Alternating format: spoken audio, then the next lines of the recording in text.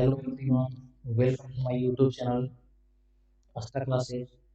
तो बच्चों, आज मैं आप सबको कक्षा 10 विषय हिंदी से कुछ महत्वपूर्ण प्रश्न बताने जा रहा हूँ जो कि फाइनल एग्जामिनेशन से संबंधित है। तो बच्चों, आप सब इस वीडियो को अंत तक देखिएगा। तो चलते हैं हमारा पहला सवाल। हाँ, तो बच्चों, हमारा पहला प्रश्न है कि कवि ने पर्जन्य किसे कहा है। पहला ऑप्शन है कृष्ण, दूसरा है सुजान, तीसरा है बादल और चौथा है हवा। ठीक है, तो इसमें हमारा ऑप्शन क्या होगा? बादल होगा। ठीक है, कवि ने पर्जन्य किसे कहा है? बादल को। ठीक है, अब हमारा अगला सवाल है कि नगर कहानी किस भाषा में अनुदित है, यानी किस भाषा में लिखी गई है। ठीक है, जिसमें हमारा पहला ऑप्शन है उड़िया, दूसरा ऑप्शन है तमिल, तीसरा ऑप्शन है गुजराती और चौथा ऑप्शन है कन्नड़। ठीक है, तो नगर कहानी किस भाषा में लिखी गई है? तमिल में, यानी कि हमारा इसमें कौन सा ऑप्शन होगा? दूसरा होगा। ठीक है, अब हमारा अगला सवाल है नाखून क्यों बढ़ते हैं। यह प्रश्न लेखक से किसने किया?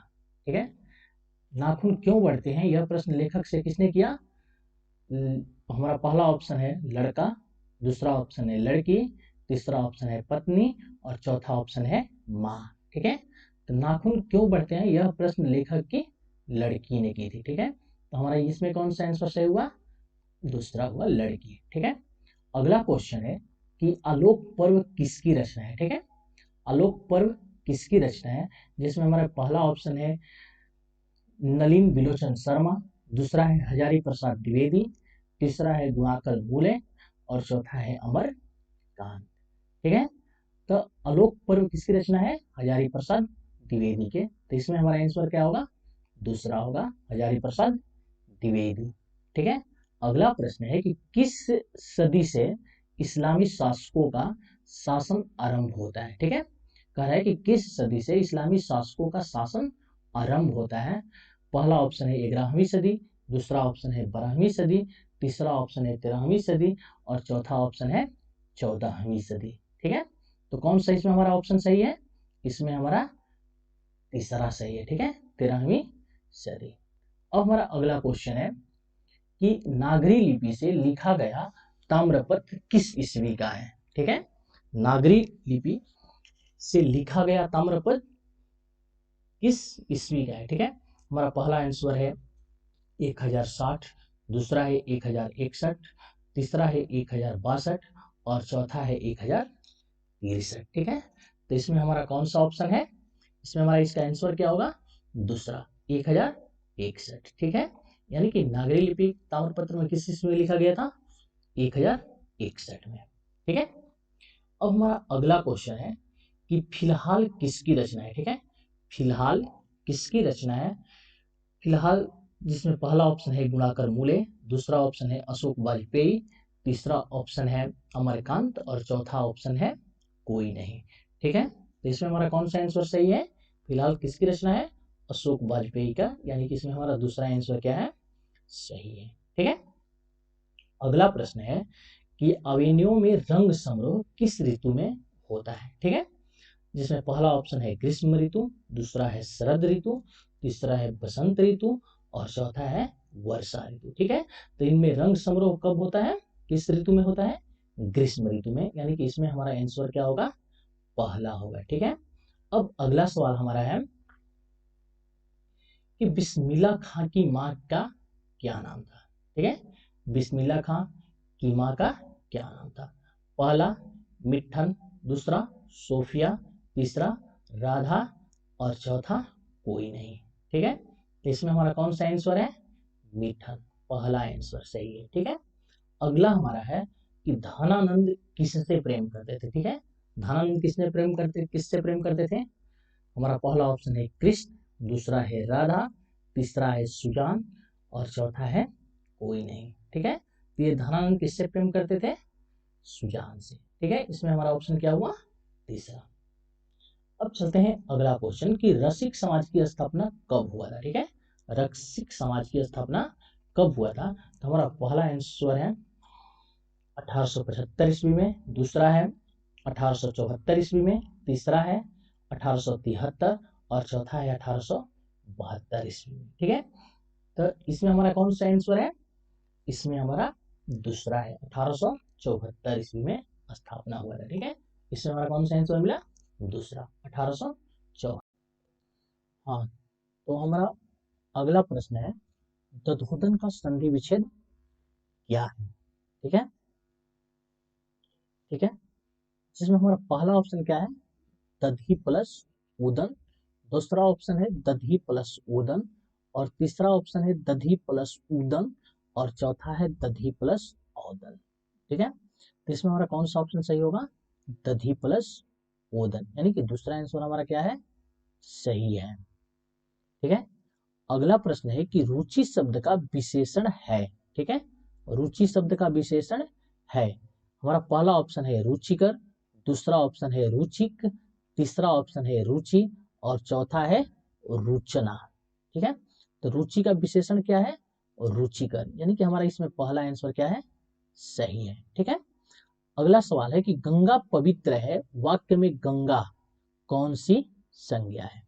ठीक है, जिसमें हमारा पहला ऑप्शन है व्यक्तिवाचक, दूसरा ऑप्शन है जातिवाचक, तीसरा ऑप्शन है भाववाचक, और चौथा ऑप्शन है समूहवाचक। ठीक है, तो गंगा कौन सी संज्ञा है, व्यक्तिवाचक, यानी कि इसमें हमारा पहला आंसर क्या होगा, सही होगा।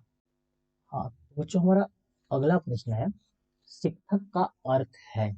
ठीक है, शिक्षक का अर्थ है, जिसमें पहला ऑप्शन है जल, दूसरा ऑप्शन है वायु, तीसरा ऑप्शन है मोम, और चौथा ऑप्शन है दीपक। ठीक है, तो शिक्षक का क्या अर्थ होता है, मोम होता है। ठीक है, यानी कि इसमें हमारा कौन सा आंसर सही होगा, तीसरा आंसर सही होगा। ठीक है, अब हमारा अगला प्रश्न है कि लौह पुरुष में कौन सा समास है। ठीक है, लौह पुरुष में कौन सा समास है, तो पहला है द्वंद्व, दूसरा है नैया समास, और तीसरा है कर्मधारय, और चौथा है द्विगु। ठीक है, तो लौह पुरुष कौन सा समास है हमारा, लौह पुरुष हमारा कर्मधारय समास है, यानी इसमें हमारा कौन सा ऑप्शन सही होगा, तीसरा होगा। ठीक है, अगला सवाल है कि यदि ए के बाद कोई भी भिन्न स्वर आए तो ए किस में परिवर्तित हो जाता है। ठीक है, ए किस में परिवर्तित हो जाता है, जिसमें हमारा पहला ऑप्शन है आय, दूसरा ऑप्शन है अय, तीसरा ऑप्शन है औ, और चौथा ऑप्शन है आओ। ठीक है, इसमें हमारा कौन सा आंसर सही होगा, इसमें हमारा अय होगा। ठीक है, एक के बाद कोई भी भिन्न स्वर आए तो एक किस में परिवर्तन हो जाता है, अय में। इसमें हमारा कौन सा ऑप्शन सही होगा, दूसरा। ठीक है, अगला हमारा सवाल है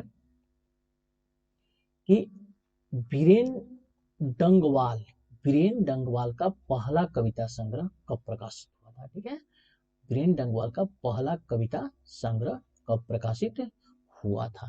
ठीक है, जिसमें हमारा पहला ऑप्शन है 1991, दूसरा ऑप्शन है 1990, तीसरा ऑप्शन है 1989, और चौथा ऑप्शन है 1988।